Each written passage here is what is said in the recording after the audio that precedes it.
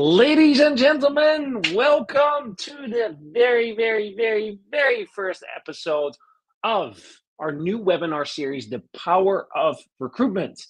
And kudos who deserves kudos, because this intro, in my humble opinion, has been the best intro that we've created so far. So Andrew, our head of marketing, every single time you are able to elevate whatever we put out. So, new concept, new webinar series. What we are going to do is that every month we're going to bring one senior leader in talent that's going to share some practical insights from whatever that person is an expert in or working on, because we want to give as much value to you wherever you are based in the world. Now, my name is Adrian Kolf. I am the co-founder and CEO of Matcher, and I will be your host for the majority of these webinars. And before I invite our first speaker on stage, let me tell you a little bit more about what we do with Matcher. Because with Matcher, we are a global embedded RPO company, whereby we provide flexible sourcing and recruitment teams for scale-ups and enterprise clients like Action, Miro, Booking, Stripe, Revolut, Eneco, but also Heineken. And the reason why our clients work with us, because we can provide experts across the world. It allows them to stay flexible on their resource allocation, and we are able to start very quickly. So if you could use some extra recruitment firepower, then please reach out to us, because we get in touch with you. And if you're looking for your next job in either sourcing or recruitment or coordination, please check out our websites, because we're growing and we're hiring.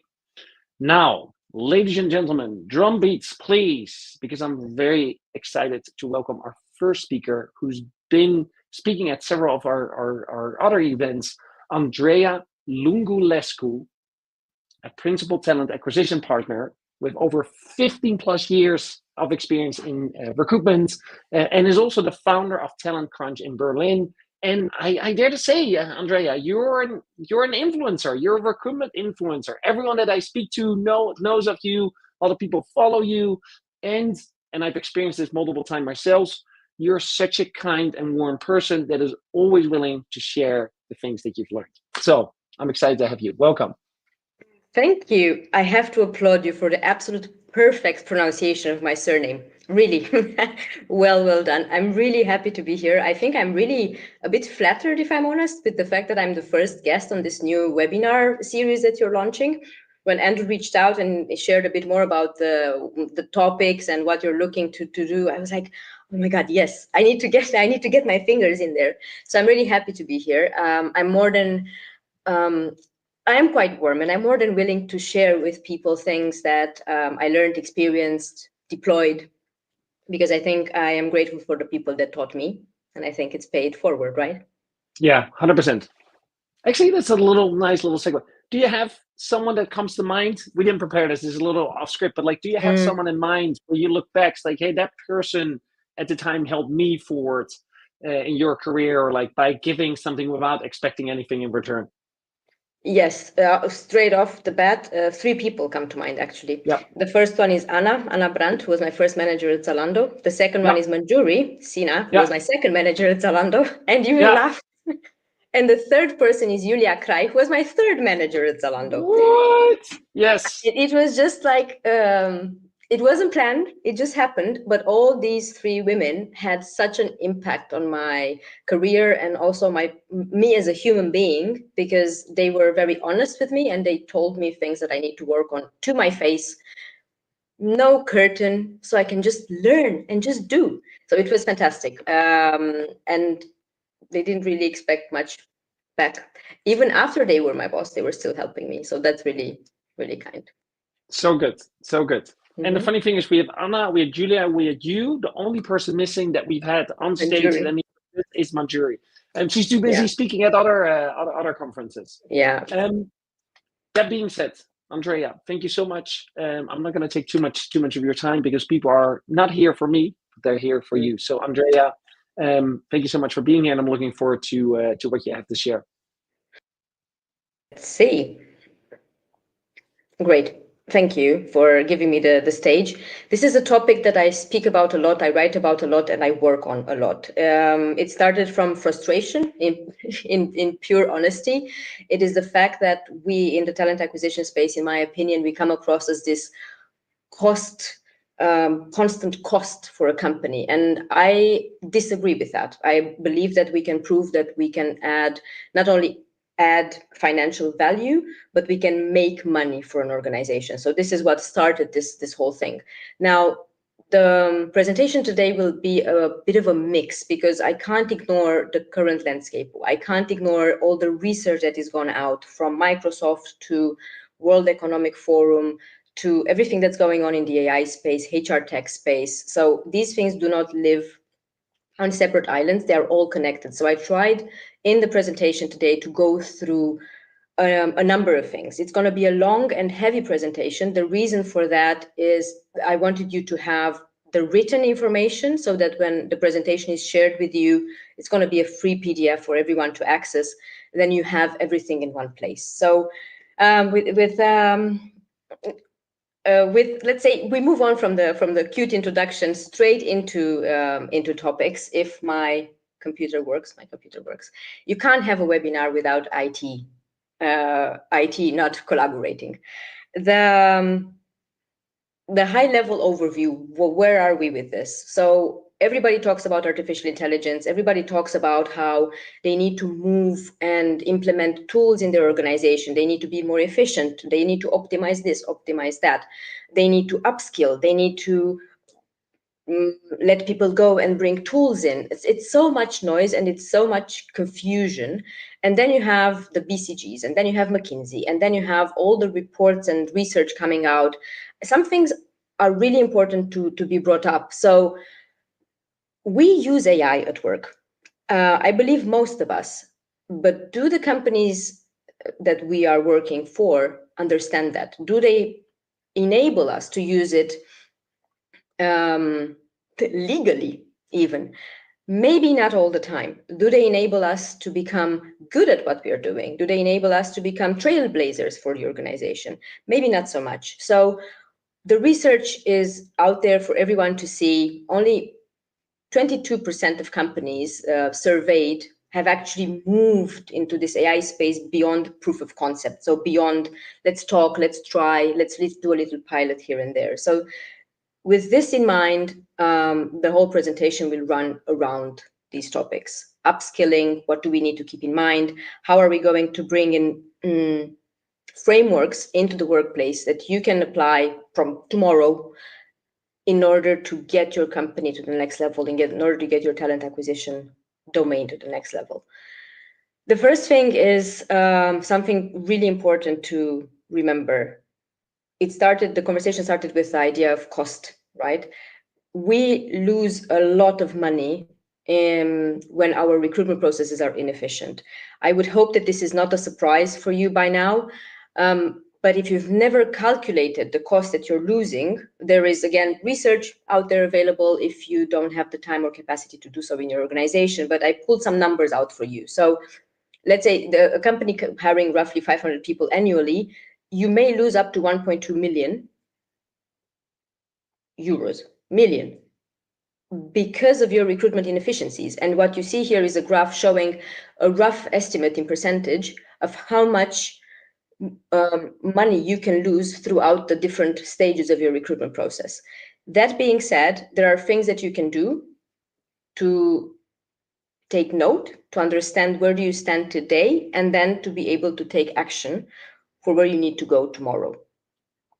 Some of the places where we lose money, or where we don't even maybe see, or we cannot put our finger on things, right? I pulled out some data again, and this is also from my own research, working from the organizations I've been with before.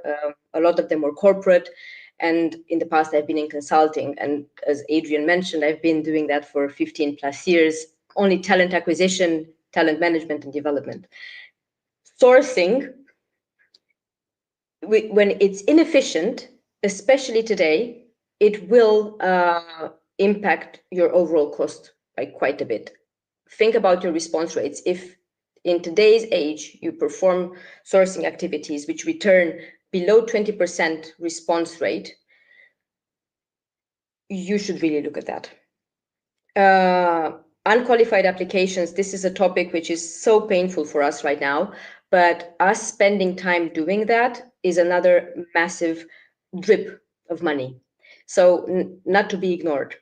Now, these are some of the costs that you can look at when you look at interviewing and evaluation, the evaluation phase in your interviews. When you end up with a bad hire, because your interviews were unstructured, the people were not aligned, the requirements changed along the way, you will end up with anything between 30 to 50% of their annual salary going down the drain.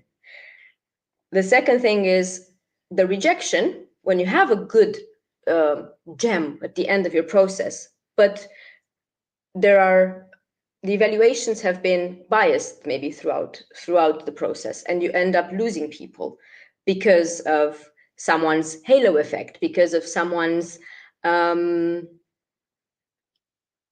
approach to nationality, which doesn't really work with the way we should be inclusive and equitable.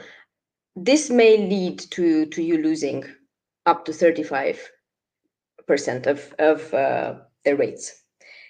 And then again, the time is money, right? So you lacking structured evaluation and a clear set of rules of how people should move through your processes, you lose up to 12 days on average.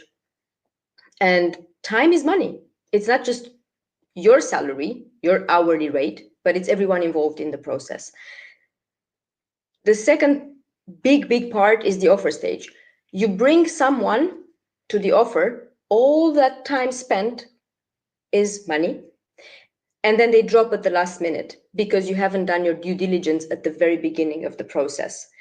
A lot of money is being wasted in this part of your recruitment process as well. I'm bringing these up because they will tie in with what I'm going to share with you a bit later. Every single time you restart your process, it will cost you thousands. Think about the cost for human labor, so the interviewers. Think about the costs of tooling. Think about the cost of advertising. Think about all the maybe invisible costs that you don't think about. All of those things go into a money pit. So another thing to consider is this misalignment, right? When you end up maybe bringing someone onto really high salary or even a very low salary, and this will create long-term implications for the organization. All of these things, plus everything else, they compound. The example I chose to share here is an example which came from a real organization. You can expect up to 75,000 euros quarterly loss when you're looking at hiring engineering. So it was for technology only. And if you look at all the costs and delays, it can go up to 150,000 euros if you do not pay attention to where these little money drips happen. And another thing I want to bring up, also connected to all of this, we can't get better if we do not acquire new skills. We can't do different things if we can't achieve new things if we will do things the same way we've always done them. So the section 2 of this is the critical topics, which in my opinion, a talent leader just must consider right now when you're looking at, oh, I'm losing money, I need to do something, I need to patch the holes, let me bring AI in. That is not the way to do it. But if you are considering, and you should consider bringing AI into your recruitment processes and try to help you and your team achieve better results, faster results, cheaper results, whatever you want to look at it. There are things, there are around 7 things that I highlighted. I think they are essential for you to consider. So the first thing is the risk. If you do not have a framework in your department, in your talent acquisition or talent department for how you're going to do this, you are exposed to massive risk. Ideally, we would like a company-wide framework. Let's assume you do not have the majority of your C-level on board and you have enough freedom to do something in talent acquisition or in talent. Please consider legal and compliance risks. Absolutely essential. Operational risks. So how this will translate on the candidate side of things. And of course, strategic, because tooling doesn't exist again in an echo chamber. Everything is interconnected. And technological dependence, you will depend on the tools that you bring in at some point without having a thorough foundation will lead to, again, money loss. Because you will need to go back and retrace your steps. I will take some of them step by step. Legal and compliance. I hope that by now everybody is very familiar with the EU AI Act. I personally speak about it a lot. I run a webinar myself on the topic. It is absolutely crucial that your teams are enabled and they understand, not only you as a leader, but your teams understand exactly what this implies. Very high level, when you do not explain how the how the tool makes decisions in terms of rejecting candidates, I think by now most people know that the unfortunate situation that Workday finds itself in, because of exactly this reason. Maybe they are able to prove that the tool itself made biased decisions to reject individuals of over 40 years of age. So it is absolutely essential that you familiarize yourself with the EU AI Act if you are based in Europe. And if you're not based in Europe, but you have European connections, it's also very important for you as well. It is something that cannot be overlooked. The other part I mentioned was the operational risk. So when you start this implementation, but your data originally is scrambled, is not well aggregated, is not clean, you bring things in without actually thinking about it before and building your foundation, again, as I said, cleanly, you will end up most likely in operational risks. I ran an analysis of a very famous author, Josh Berzin. He wrote a lot about AI in talent and HR. And I ran an analysis throughout the whole process of what recruitment means and identified 85 problems which we may face if we just patch AI on top of issues that we haven't actually thought about solving without AI first. When you don't understand how to assess skills of the people you interview, of your candidates, you will end up over relying on a tool that does whatever it decides to do. And the strategic risks for a leader, these are extremely important as well. So your team can become dependent on tooling, but without actually having the knowledge and understanding of what the limitations are. You invest in tools without thinking how they fit into the bigger ecosystem and how will they progress, how would they evolve, what this evolution will mean for your wider organization and for the people you will bring in the company. Something called skill atrophy, which means that we become lazy because we over-rely on tooling. We can't afford this to happen. Not even to mention the cost escalation if you don't understand how to measure the ROI from your implementations. The second important thing is AI compliance and legal requirements. Things for you to consider are 4. I will not dive deep into all of them, but they are important for you to look at. Human in the loop mandate. This is what I talked about just now. The EU AI Act primarily obliges us or mandates that we will always have human oversight. There are applications of artificial intelligence which are a no-go, prohibited. For example, facial analysis or personality analysis or checking somebody's social media, even if it's open, and trying to extract personality traits from that, complete no-go. Transparency requirements, you have to inform people. You have to inform people that they are being recorded. You have to inform people of how the tool makes decisions. You have to inform people at every step of the way. This is easy. You should be able to create an interviewing guideline for your candidates. If you don't have one, please create one. And in there, all of this can easily be explained. And then, of course, you have data and consent. You have GDPR. You have, this is primarily in Europe again, right? But you cannot easily go and do whatever you feel like with somebody's data. Please look at these in detail when you're considering bringing additional tooling to patch the cost dripping holes in your processes. Another part, very important, is adoption. So you assume at some point that okay, I need to bring some tools in. Fair enough, we should all bring tooling in to help us to automate things, to do things for us. They are there for a reason, and that's to augment and help us augment our work and help us do a better work and faster. But it's not an instantaneous finger flick and everything immediately works. It takes a bit. So it's a patience framework. Foundation assessment first, build before AI, a principle. So build your foundations, and then a gradual integration. Think about, I want to go straight to the last one because the first two I think are quite self-explanatory and I've already touched upon them a little bit. But when it comes to gradual integration strategy, you will need to understand that it's not your team alone that is impacted by the tools that you bring in.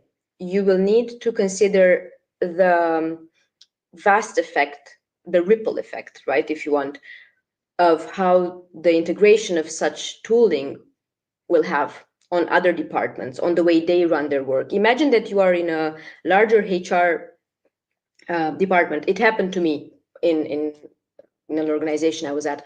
The larger HR department had HR, the typical contracts, payroll, those areas, and then we had talent acquisition. Talent acquisition was going up. That's where I also worked a lot on tooling implementation and things like this.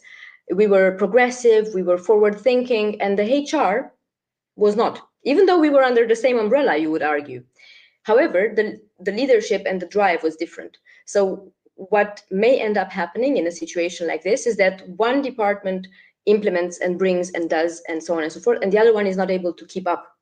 So it is important that you create synergies. You create a framework which works not only for you, but for those that will immediately be impacted by this. It will require stability. It will require training. It will require enablement for individuals to understand how to operate in this new scheme. So don't rush. That's the bottom line. I know of an organization who all of a sudden jumped on the bandwagon of sourcing with a tool I will name. It's an AI sourcing enabled tool. They jumped on it straight away without understanding that that tool was not compliant. They went forward extremely happy with it. They saved money in sourcing because they didn't need so many sourcers, or the recruiters were spending their time otherwise.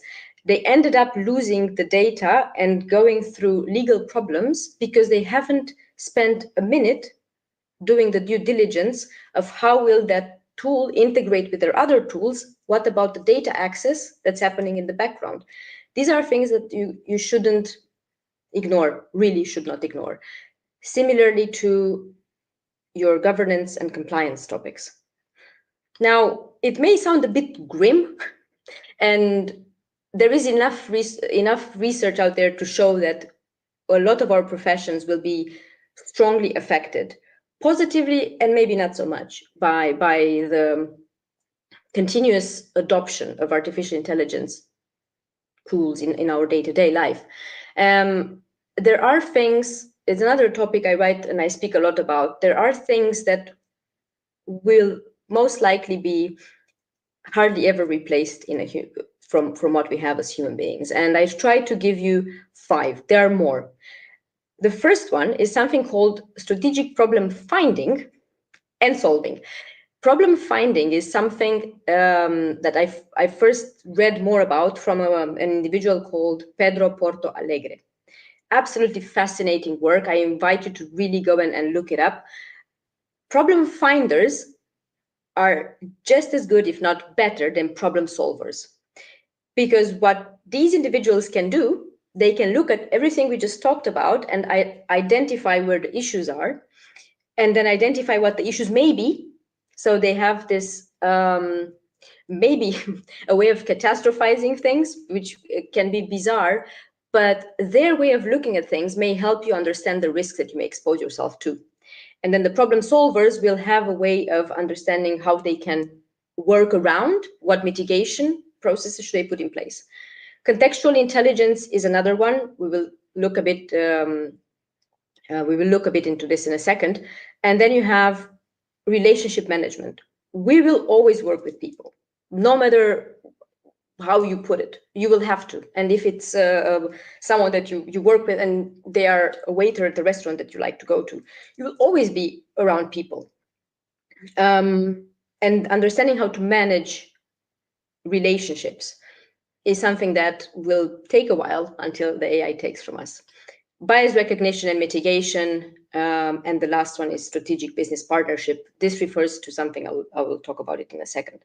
I try to give you a bit more content. Again, I don't want to go into depth in this webinar because you can access the presentation for yourself, but think about the different sub-skills or sub-capabilities that would go into these. So contextual intelligence is something that I talked about. It's understanding politics, understanding cultural nuances, understanding the book from Erin Meyer, right, which talks about the culture map. These things are tough when it comes to artificial intelligence tooling to feel. Our gut feeling is not to be ignored. And until the machines can do that, we better double down on contextual intelligence and get really good at it. The same goes for bias recognition and mitigation. We, especially in talent, should be extremely good at observing this and calling it out. The fifth thing is your team. I mentioned already you do not exist in an echo chamber. I forgot to speak English. I'm sorry. In an echo chamber, you exist in a system, and everything is tied together. So your team is absolutely crucial in this environment. So you need to make sure that they are skilled. You remember the slide where I showed you the Microsoft research? No, I'm lying, not the Microsoft, but the World Economic Forum research. It was about the importance of the fact that we need to upskill fast. So you need to build a foundation. I gave you here proposed way of doing this. It's staged. So you have a foundation strengthening in order for them to understand what kind of things will be replaced by AI and how to think about it. Then you have literacy development in which you can help them understand legality, compliance, governance, how all these things work together. You should also have them in place, by the way. And then you have the practical integration. My solid advice to you is not to rush and patch. It's a band-aid, that's all it is. It will come, when you pull it up, most likely the scab will come off with it. Don't do that. How do you know what is it? Where should I look now? How do okay, is it my process that's a problem? Is it my technology that's a problem? Is it the people problem? Where do I even start? More or less, think about it like this. This is, again, something that I would like to invite you to research in your own time, but these are some ideas that you should be looking at to understand where you stand right now, in order for you to be able to make decisions on where you should plug your tools in. So do you have your tools integrated? Is your data clean? Is your data there? Do you have GDPR compliant data? Do you have clean data? Does everyone know where the data is? Is it in the same place? Is it spread? How do you access it? Are your tools today providing you sufficient information, sufficient insights, so that your human employees can draw decisions from that?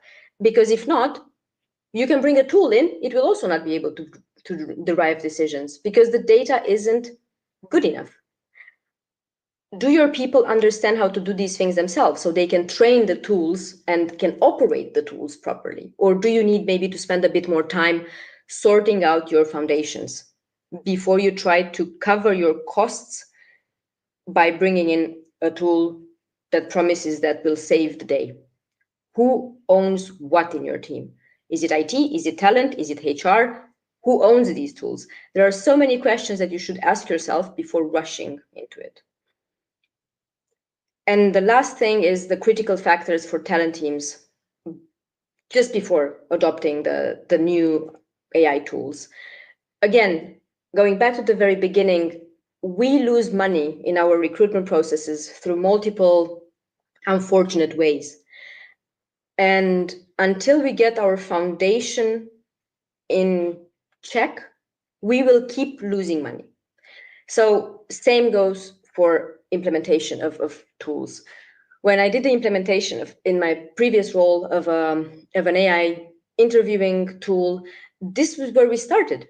Where are we today? Where are we losing money, time, effort, efficiency today, so that we understand where we will want to go? It's also very important for ROI, right? So it isn't sufficient that you say, I have these problems, I'll bring this tool in, it will solve my problems because A, B, and C, and D. What's the ROI? How will you prove it? You will need to make a business case for this. You will have business case validation, really important for you to prove that your talent department is not a cost center, but quite the opposite. It can also be very much a cost saver. It can also maybe even make some money. This is a discussion for another webinar. Compliance and audit. I kept saying this. I will keep saying it until my mouth runs dry, because it is absolutely crucial that everyone in your team, and not just you as the leader, understands how this looks like. Who takes care of what piece of the data? How will these tools affect where we stand today? And change management.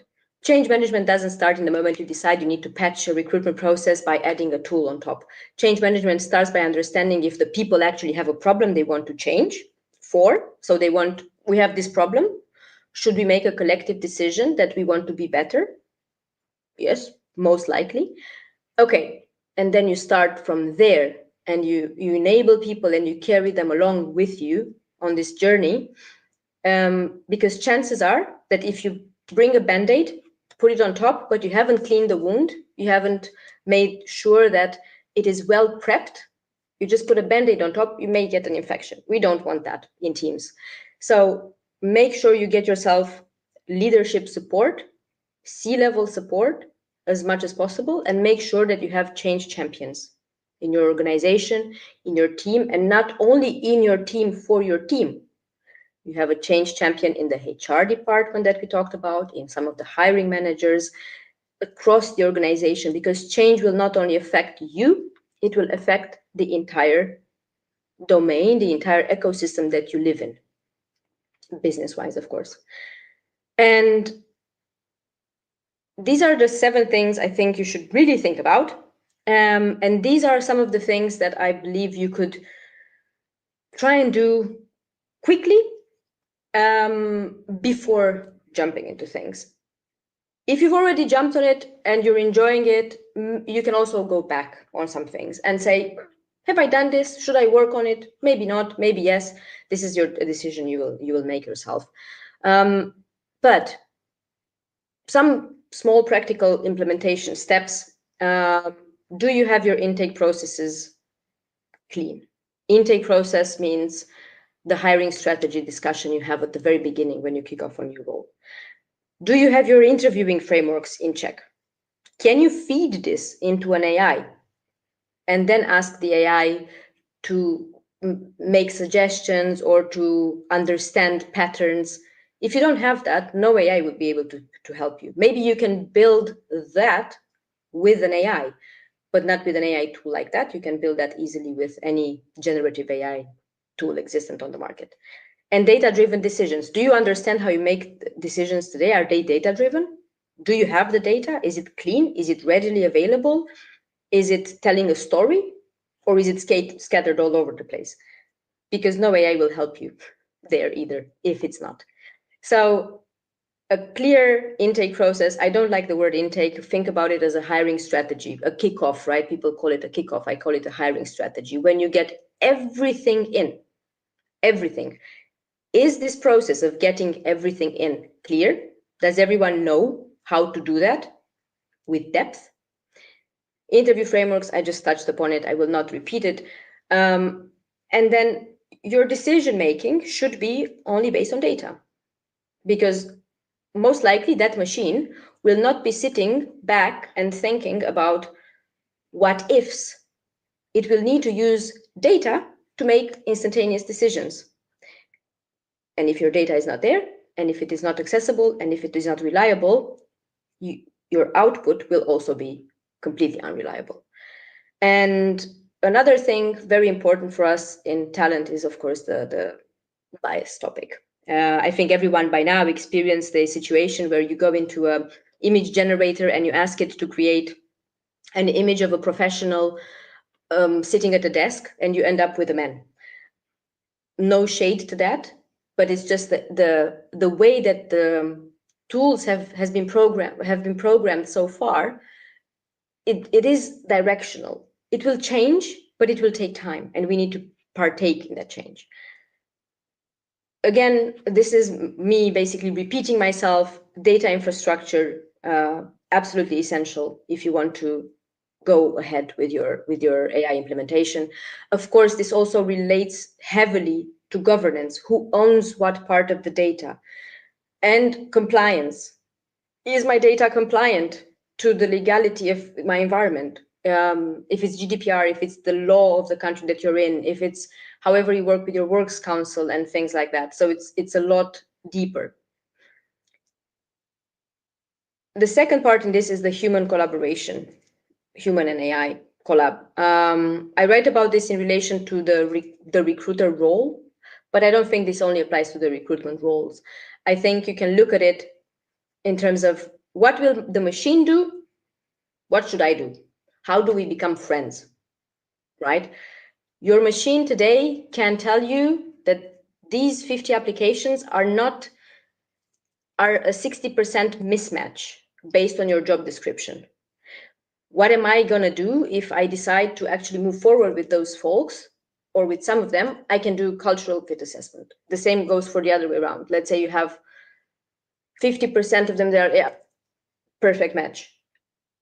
It's not sufficient. You need to go further. So how do you befriend? What does the tool do? What do you do? Think about it. Think about the problem finding. What does my tool not do? Ask yourself that, and that's what you have to come in and help it with. And the key takeaways, foundation first.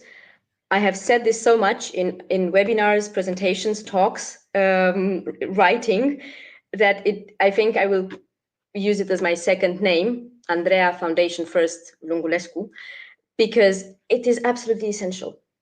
If you don't have that, if you don't understand your foundation, build a house on it, it will go bloop.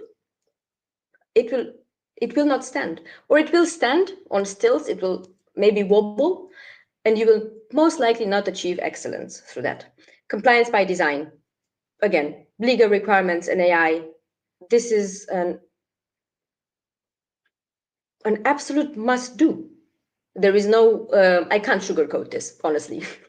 And then this human-centric approach. Think about, the AI is here to augment, right? We have the costs, we are losing money, we are dripping from our recruitment processes. We don't understand really how do we make it better, cheaper, faster. That's where you look at your foundation. And then you bring the tool, but the tool won't do everything for you. How do you befriend it? What does the tool do? What do you do? Gradual implementation. Think about the ecosystem that you live in. You're not alone. And continuous upskilling. I saw a job ad from a company. It's quite well known. It wasn't. It's an international organization, and they were looking for a talent acquisition partner. And they were requesting that this individual has literacy in the AI space with AI tools used for talent acquisition topics. And they named some tools there. I'm not going to name the tools. And this was maybe 5 months ago. And I thought to myself, I looked at the company, just curiosity, and I looked at the people who work there to see if those tools are mentioned on their LinkedIn profiles, because I am nosy like that. They were not. I suspect, and I suspected when I saw it, they haven't even lifted a finger to educate those folks internally, and now they request it externally. But it wasn't a nice to have, it was a must have. And I think this is unfair. So if you're in an organization and you are in a leadership capacity, I believe it is your responsibility to enable your folks to learn these skills. If you're not, if you're a solopreneur, if you are self-employed, if you are unemployed, this is your responsibility. And even if you're in an organization, it's also a heavy part on your own shoulders to learn and to grow and to ask for help.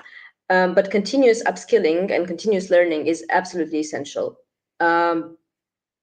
because we will be left behind, those who do not keep up with this. And the difficulty we are faced with is that in comparison to the industrial age, where things progressed but slower, now it is extremely steep and at huge scale. So you can't wait for a year. You need to do it now. Immediate actions that you can do: recruitment process audit. You can use the framework. You can use anything else you prefer. Understand your team's readiness for AI adoption, integration, usage. Review the EU AI Act. Maybe this should be my middle name, actually. And build yourself a roadmap. The roadmap should include your entire ecosystem. And make sure that you understand also how you will measure the success of your implementation. Because, again, going back to what we talked about before, our department, our domain in talent acquisition doesn't have to be a cost center. If we do things intelligently and if we are able to present ourselves immaculately through the data that we have, through the implementations that we run, through the processes that we put in place, through the hires that we make, and so on and so forth, we can prove that we save money. If you understand your metrics, and if you then understand the metrics of the tools that you bring in, and how will this be measured? Has it been a successful implementation? Has it been saving us time? Has it, whatever it might be, relevant for you?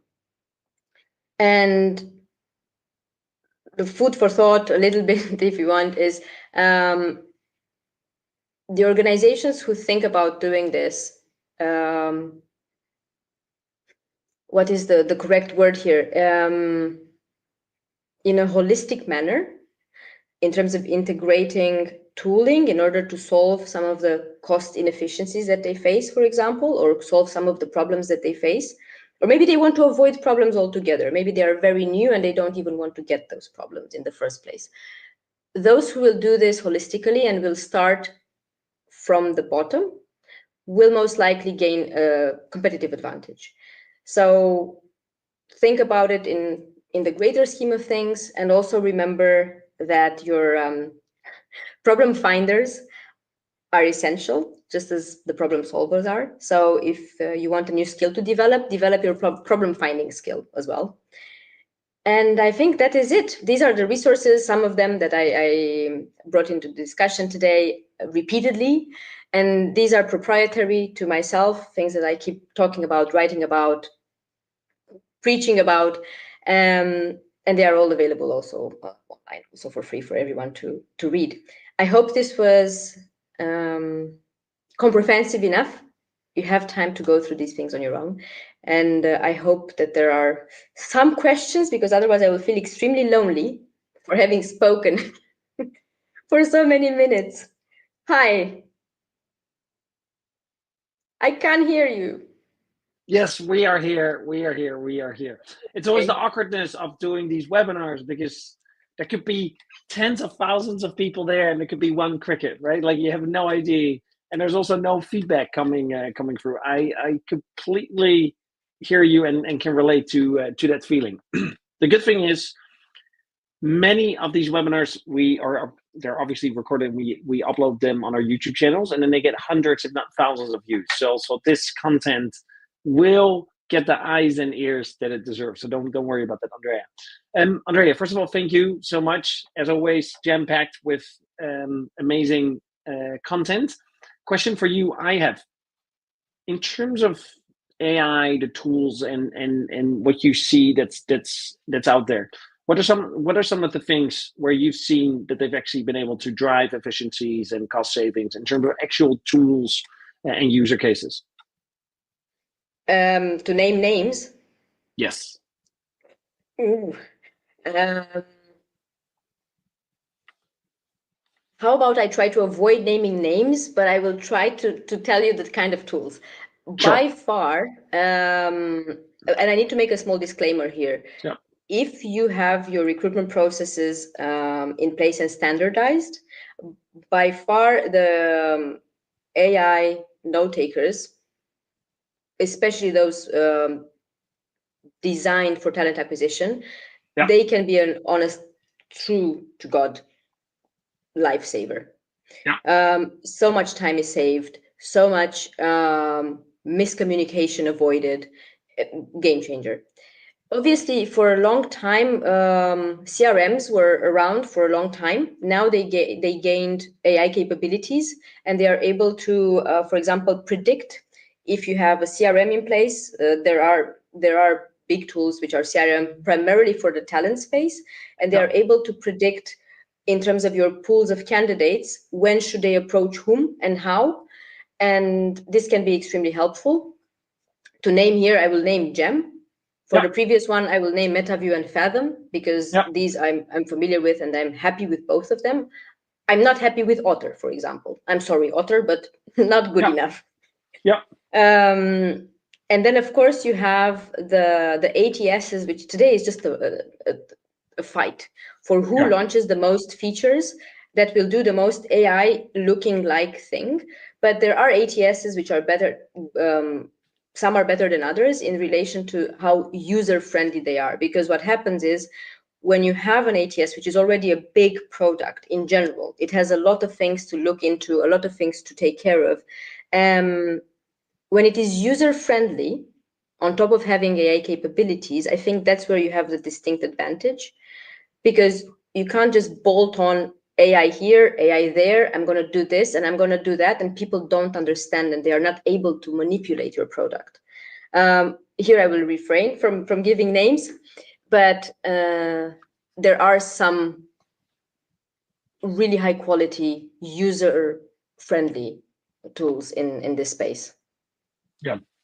Hey, and have you seen anyone that's trying to do ATS interview scheduling, note taker? Have you seen anything like that, or is it still fragmented in terms of the different user cases?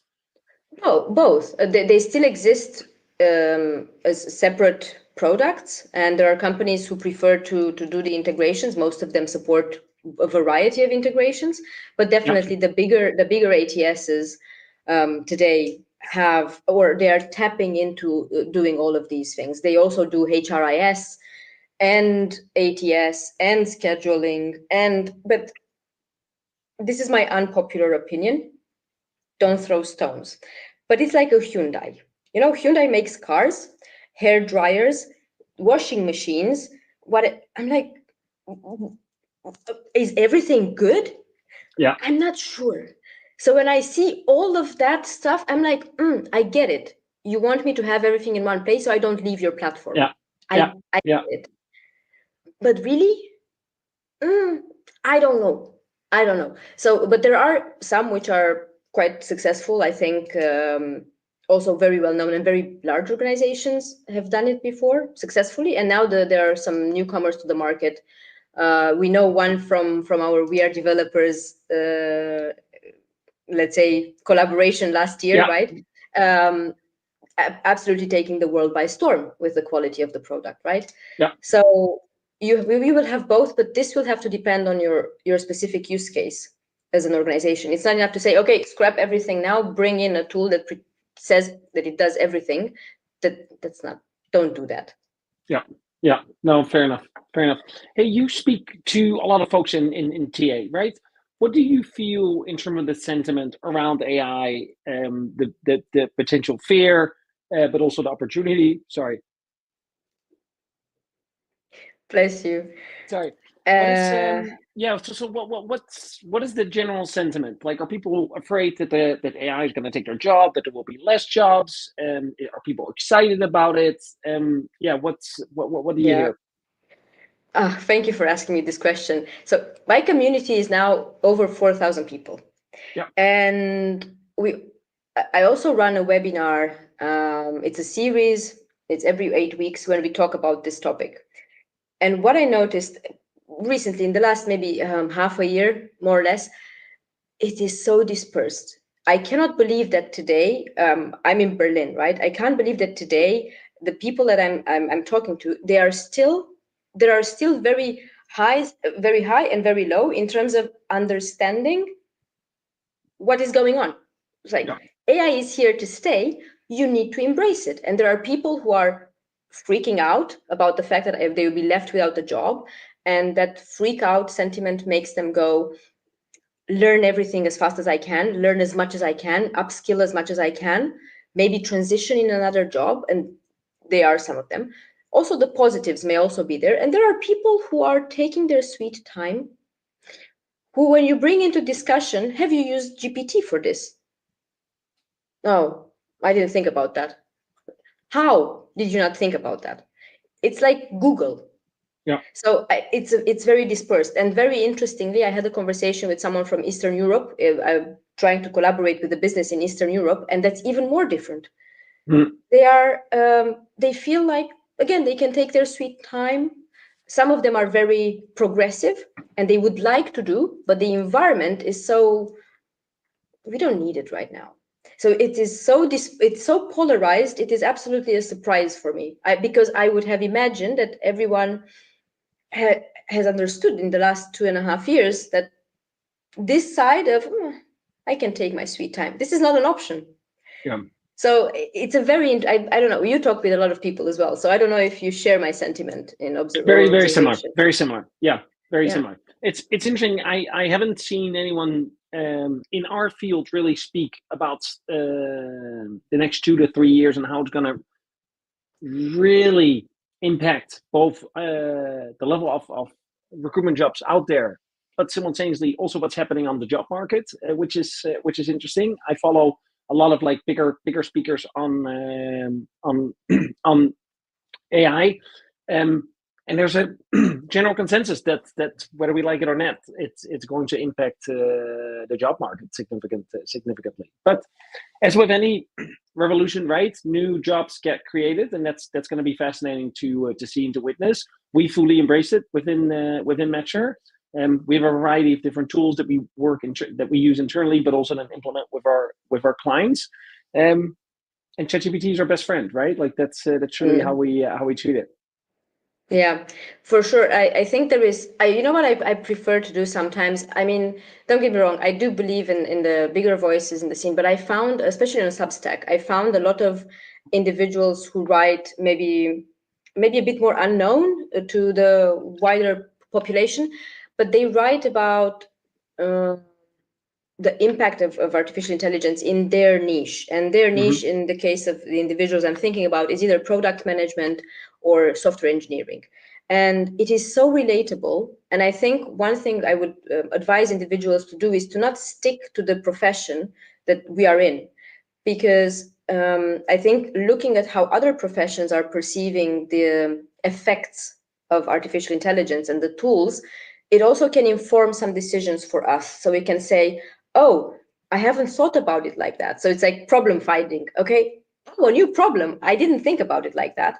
Maybe I should consider it in my own use case. Another thing is they are talking about tools which for us may not be in immediate reach, just because we don't go there first. We go to HR tech first. And there are things that they share which maybe for us, oh, I can use that to solve this problem, which I thought I can only use a HR tech tool for. So it's, I think my invitation is to widen a little bit the space from where we gather knowledge and data beyond the scope of our Yeah, profession in talent. yeah. It's I host monthly talent leader dinners, but also founder dinners, and especially on the founder dinners, which are very different industries. These conversations bring up a lot of new insights and how Yes. people are dealing with these kind of situations in their businesses. Yeah, I bet. I think they are, and it's important to navigate them both, right? It's the same as in an organization. You're not a single island, right? A standalone island. You have to Yeah. coexist. Yeah. So yeah, I think it's an absolutely fascinating conversation to be had. We had in my last webinar we had Kevin Wheeler as a guest, and it was just great. The conversation went so far away from talent acquisition. We went into politics, into ethics, into all sorts of things. Again, because it doesn't exist in an echo chamber.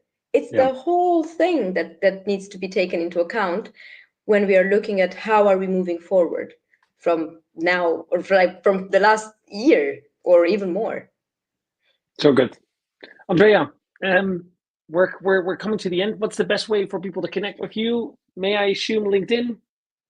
Yeah, for sure, LinkedIn. I would like to share the presentation as well. You can put it on YouTube or wherever you share your resources, and I will also leave my contact details, a QR code, and people can just go either LinkedIn. That's the easiest one, LinkedIn, and then you have, of course, my website, Talent Crunch, the community, if they want to join or have a look around. Yeah. Amazing. Thank you so much. Andreea, thank you so much for our audience for dialing in as well, for watching this first episode. Next month, we're going to have Brian Fink, who's going to be sharing his wisdom and his knowledge with the world. And he's going to be talking about generative search capabilities within Google Custom Search Engine, GPTs, and how they all compare. So that's going to be a very interesting and practical one. If you haven't already, subscribe to our YouTube channel and sign up to our newsletter to stay up to date. And Andreea, once more, thank you so much. We'll see each other next month in person. And for everyone else, I hope to see you again next month virtually. Thank you. Thank you.